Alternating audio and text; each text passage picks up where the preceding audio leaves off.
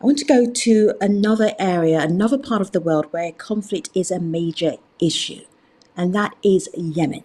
The United Nations has described the situation in Yemen as the worst humanitarian crisis in the world.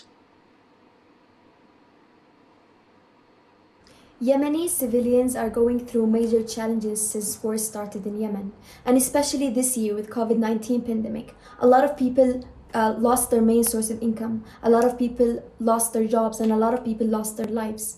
We definitely need more development projects. We need better access to education. We need better access to high quality healthcare services. We're currently going through a petrol crisis, which is a basic necessity. Yemen needs more development.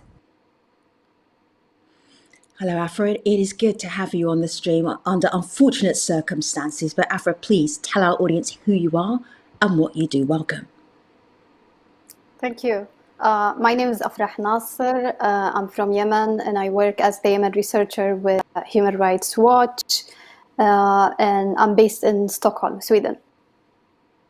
Afrah, if you could sum up the issues that civilians in Yemen are dealing with right now, how would you do that? I would say it's a non-stop struggle with every basic service that any human being deserves and needs in life. So I salute Farah Al-Wazir. I follow her on Twitter. She mentioned so many problems that one person could face in Yemen, but it's even more terrible for people who are living in villages that really Yemen history has some civil wars and conflicts, but Yemenis have never seen as devastating humanitarian situation as it is today. It's a struggle. It's a multi-front struggle. Just the basic thing that you can imagine, like water, electricity, infrastructure, everything is devastated by years of war. And it's very important to mention from the beginning, this tragic humanitarian crisis in Yemen, it's man-made disaster. It's not natural disaster. It's not out of, it happened out of imagination or anything like that. It's a man-made disaster. Parties to the conflict have really showed disregard to all international humanitarian laws or even basic humanitarian norms in protecting millions of civilians. Farah in the video was talking about many people, but we're talking about millions of people. Yemen's population is about 30 million people, and it's just heartbreaking to see that every household has been devastated and impacted by the conflict. Afrah, I want to give our audience an example. I'm going to tell you if you've got little kids or if you are disturbed by pictures of children who are malnourished. I'm going to give you just a few seconds warning here, because I want you to meet the grandparents of two little boys, Mohammed and Ali, and they talk about what it is like to struggle in Yemen right now because of the lack of food. These boys are basically starving. Have a look.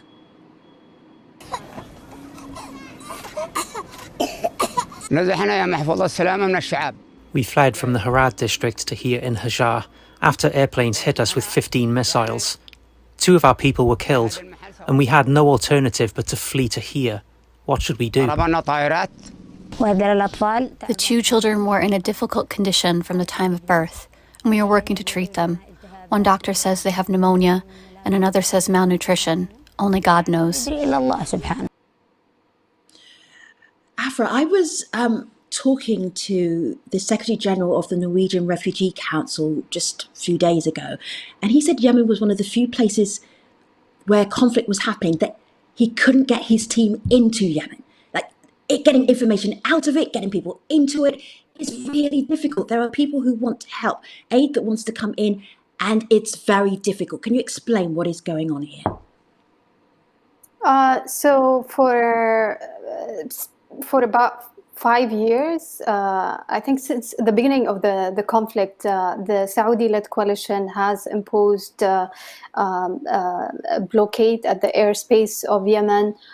Key entries to the country are controlled fully or partially by the Saudi-led coalition.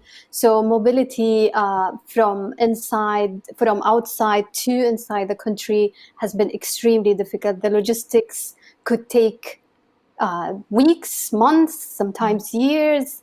For Yemenis to travel inside the country has been a grueling and exhausting activity. It's so difficult to move inside the country or even have an access to go to the country. And for humanitarian organization in particular, I think this is completely unacceptable because we are dealing with the largest humanitarian crisis in the world. And yet parties to the conflict, mainly the Houthi armed group that controls the largest part of the north, where the largest part of the population live in the north under the control of the Houthi. And yet the Houthi group has created grueling and exhausting network of obstacles against humanitarian groups. Afrah, people want to ask you a few questions. I'm going to ask you to answer them very swiftly, if you don't mind. Abra Khan, how is the education and living situation in Yemen? The education, in just brief answer, has been devastated by the conflict. We are at risk of losing a generation, if not we already lost them. There are so many dropouts from schools because the schools were bombarded by airstrikes or were severely damaged by the armed groups on the ground. So even schools have not been saved of the violence. One more from Mitchell DeVilo. Just ask very directly, is the constant foreign intervention in the conflict prolonging conflict in Yemen? That's a very important question. I think what needs to happen in Yemen is a multi-layered approach, regionally, internationally, and locally. Everyone has to come together really and find a political solution that could end the suffering of millions of civilians in Yemen. The international role is so important, the regional role is so important, the local is so important. Everyone has a stake at Yemen, and they have responsibility towards what's happening in Yemen. I want to add one more comment to your brilliant analysis, Afrah, and this is from Waleed, who really sums up why the authorities are struggling to help their own people. Have a listen. The main challenge that Yemen has been facing is the economical situation, which has been collapsing rapidly.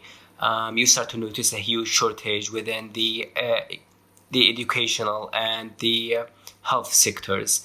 And with the corona crisis, when the corona crisis started, both governments really exposed. They were not even able to offer to afford people with symptoms or high symptoms corona tests. And with the lack of awareness, people didn't really trust them, and they either denied the whole cholera crisis or refused to get the medical treatment in public hospitals.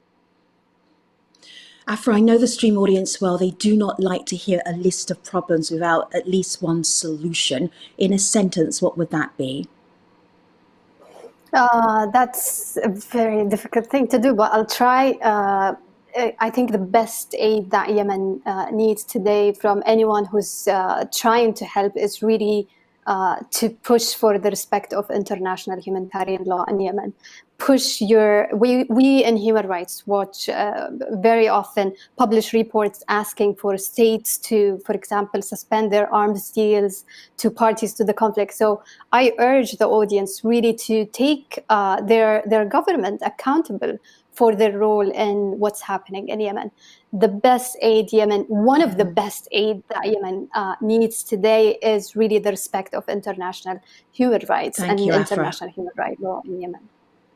Thank you for being on the stream today to talk about Yemen, an underreported story that really needs to be on the news a lot more. Afrah, thank you. Thank you.